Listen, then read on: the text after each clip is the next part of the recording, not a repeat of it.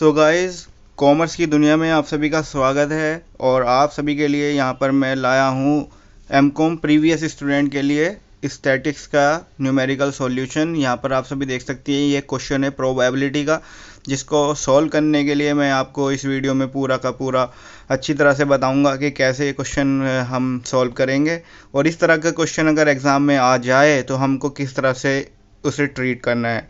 Basically क्या है, देखिए स्टैट जो है एक मैथमेटिक्स सब्जेक्ट है, तो आप न्यूमेरिकल से तो बच नहीं सकते हैं, इसलिए एक आध क्वेश्चन की तैयारी ज़रूर करके जाएं।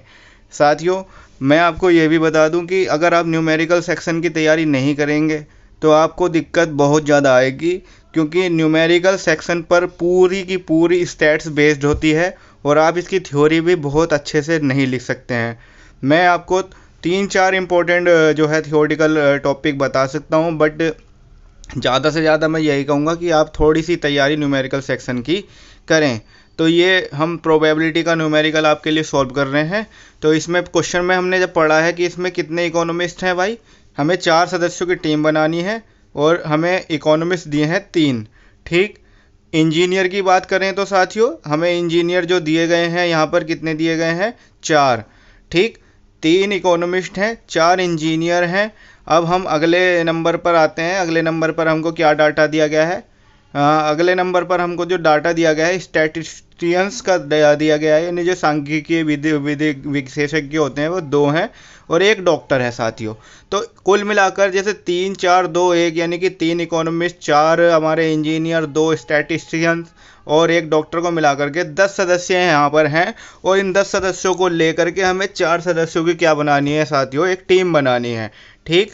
इतनी बात आपको समझ में आनी चाहिए कि ये टोटल 10 सदस्य हैं और हमको कितने सदस्यों की टीम बनानी है, 4 सदस्यों की टीम बनानी है।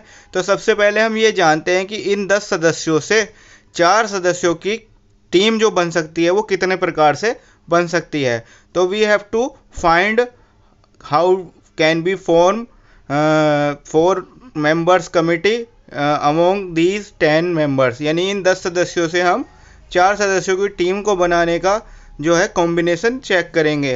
तो कॉम्बिनेशन का फॉर्मूला एनसीआर से लगाते हैं हम। एनसीआर यानी कि अपना फॉर्मूला क्या हो गया एनसीआर का, N factorial upon N minus R factorial upon R factorial, ये इसका फॉर्मूला रहेगा। जहाँ एन जो संख्या होगी आपकी जो प्रदर्शित कर रही है वो टोटल नंबर ऑफ मेंबर्स की करेगी कि कितने सदस्य हैं, 10 सदस्य हैं।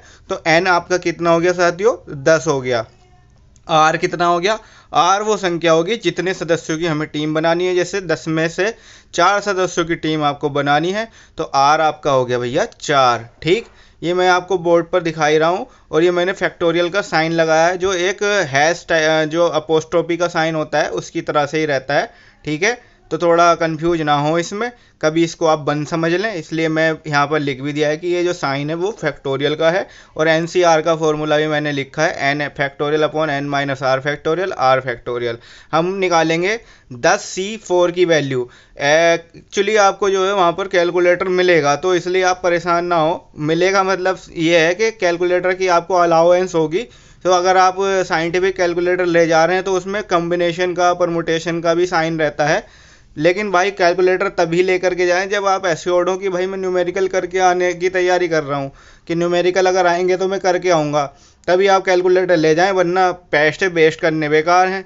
तो हम 10C4 की वैल्यू जब निकाली है तो आप देख सकते हैं 10 factorial, 10 minus 4 factorial, 4 factorial. Factorial को हम कहाँ तक खोलेंगे, जैसे 10 माइनस 4 फैक्टोरियल है यानी कि ये 6 फैक्टोरियल पर आ रहा है, तो हम 6 फैक्टोरियल तक ऊपर वाले को खोल लेंगे। 6 फैक्टोरियल से 6 फैक्टोरियल काट लिया और 4 फैक्टोरियल की वैल्यू खोल दी, 4 गुणा 3 गुणा 2, यानी ये डिक्रीजिंग ऑर्डर में खुलता है, आपको पता ही होगा। तो इससे हमने काट करके जो आया हमारा 210 तरह से हम ये कमेटी बना सकते हैं। ठीक है साथियों। अब हमारा पहला जो पॉइंट था कि हम जो है हमें प्रोबेबिलिटी जाननी है, जिसमें हमें ये कहा गया है कि हर प्रोफेशन का एक एक सदस्य हो या हर प्रोफेशन का सदस्य शामिल हो। तो ऐसी क्या प्रोबेबिलिटी होगी, तो भैया इसकी केवल एक तरह से हम तरीका निकाल सकते हैं कि इकोनॉमिस्ट जैसे 3 दिए गए हैं। ठीक है साथियों।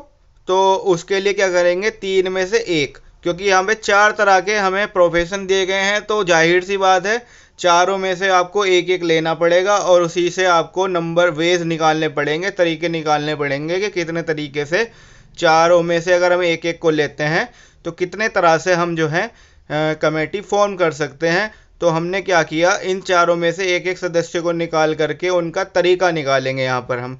तो जैसे आएगा 3 में से एक के लिए तो 3C1, यहाँ पर इंजीनियर का है तो 4C1, सब स्टैटिस्टियंस हैं तो 2C1 और डॉक्टर रहा 1C1। तो इससे हम इनकी वैल्यू निकाल लेंगे। 3C1 की वैल्यू जो आएगी वो 3 आएगी। ठीक है, ध्यान रखिए जिसमें भी आपको हमेशा ध्यान रखने योग्य बात है, जब भी आप ये क्वेश्चन करेंगे जहाँ पर C और 1 आए, R जहाँ 1 दे रखा हो तो वहाँ जो है n ही उसका मान आता है। ध्यान रखने योग्य बात है ये। तो जैसे 3C1 है तो इसकी वैल्यू 3 आएगी, 4C1 है तो यहाँ 4 ही वैल्यू आएगी, 2C1 है तो यहाँ 2 ही वैल्यू आएगी और 1C1 की वैल्यू तो 1 आनी ही आनी है। तो ये 3 हो गया, 4। मैं वैसे यहाँ पर पूरा खोल के आपको दिखा रहा हूँ, समझा रहा हूँ जिससे आपको अच्छे से समझ में आ जाए। तो मैंने 3 फैक्टोरियल को खोला कहाँ तक, 2 फैक्टोरियल तक। क्यों? क्योंकि 3 में से 1 नीचे सब्ट्रैक्ट हो रहा है तो 2 फैक्टोरियल तक तो नीचे है, तो हम वहीं तक खोल लेते हैं जहाँ तक हमें नीचे का फैक्टोरियल दिया होता है। तो मैंने अभी एक चीज़ आपको बताई ही है कि जहाँ R की वैल्यू 1 होगी, यानी कि जहाँ पर NCR की वैल्यू जैसे R जो है 1 जहाँ पर रखा होगा तो वहाँ क्या करना है, आपको ज़्यादा टेंशन नहीं लेनी है, डायरेक्ट आप उसकी जो है N की वैल्यू लिख देंगे। जैसे 3 गुणा 4 गुणा 2 तो ये आ गया 24। यानी कि 24 तरह से हम, ये 24 तरीके हमें मिल गए हैं। जब हम एक एक सब में से लेंगे तो 24 तरह से हम कमेटी को बना सकते हैं। अब हमें एक प्रोबेबिलिटी चाहिए तो 24/210, क्योंकि टोटल तरह से हम बना रहे हैं 210 तरह से, और अगर हर प्रोफेशन का एक ले रहे हैं तो हम 24 तरह से बना रहे हैं। तो इस तरह से जो प्रोबेबिलिटी आई 24 यानी 24/210, तो हम इसको अब डिवाइड कर लेंगे तो आ जाएगा 4/35। यानी कि ये हमारी प्रोबेबिलिटी किस चीज़ की आ गई कि भैया हर सदस्य को लेंगे, अगर हम हर प्रोफेशन के सदस्य को लेंगे तो 4/35 इसकी क्या आ जाएगी, प्रोबेबिलिटी आ जाएगी। अब हमें दूसरा जो हमें पॉइंट दिया गया है, दूसरे पॉइंट में हमें ये कहा गया है कि यहाँ पर डॉक्टर और कम से कम एक इकोनॉमिस्ट आपको लेना है तो कितने क्या प्रोबेबिलिटी आपकी आएगी। तो ये बताना है हमें कि डॉक्टर और कम से कम एक इकोनॉमिस्ट। कम से कम एक इकोनॉमिस्ट का मतलब हो गया कि कम से कम एक तो आप ले ही सकते हैं और अधिक से अधिक उतने ले सकते हैं जितने इकोनॉमिस्ट यहाँ पर हैं। तो चलिए पहले हम इनके तरीके निकालते हैं कि ऐसे कितने तरीके हो सकते हैं जिसमें डॉक्टर और कम से कम एक इकोनॉमिस्ट को लेकर के कमेटी बनाई जा सकती है। तो हम यहाँ पर क्या कर लेंगे, पहले इकोनॉमिस्ट वाला लिख लेंगे और डॉक्टर वाला लिख लेंगे। ठीक है, तो इकोनॉमिस्ट हो गए आपके 3C1 के, पहले एक इकोनॉमिस्ट लेते हैं, फिर हम क्या करेंगे इसके बाद डॉक्टर लिखेंगे। तो डॉक्टर तो भैया एक ही है तो 1C1 तो हमेशा इसमें हर तरह से रहना ही रहना है। ठीक है, इसके बाद अब जो चीज़ है ध्यान में रखने योग्य कि अभी हमारे पास कितने सदस्य आए हैं, 2 आए हैं। कितने में से, 4 में से। अभी हमारे पास 6 सदस्य और बच रहे हैं जिसमें से हमें 2 लेने हैं। तो 6 में से 2 निकाल लेंगे आप, तो आपको बाकी जो सदस्य हैं कि उस हिसाब से वैल्यू निकाल लेनी है।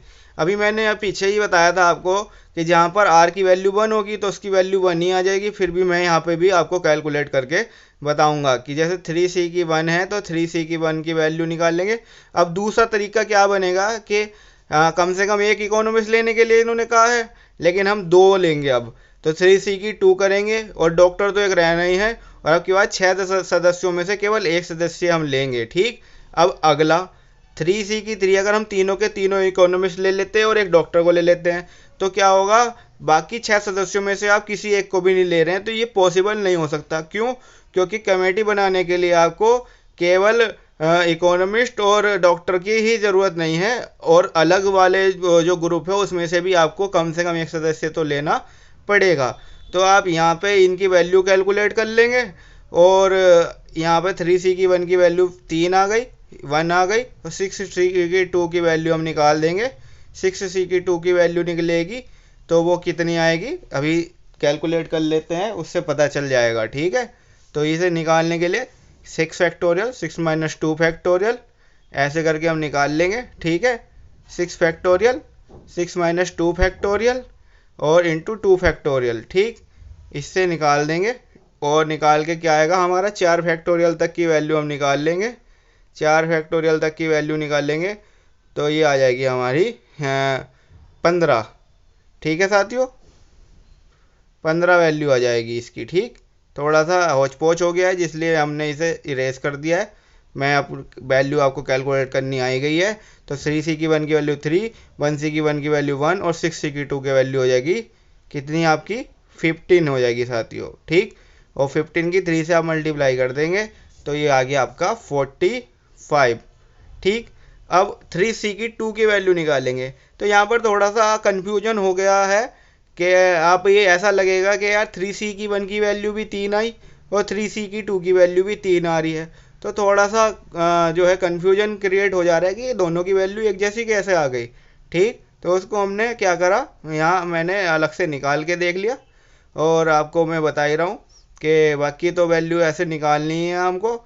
और आप जो है इतना अभी इसे समझ लीजिएगा क्योंकि बोर्ड थोड़ा सा हमें एडजस्ट करने के लिए यहाँ पर ज़रूरत पड़ती रहती है। तो हमने अभी अपना जो कैमरा है उसको सही करने की कोशिश की।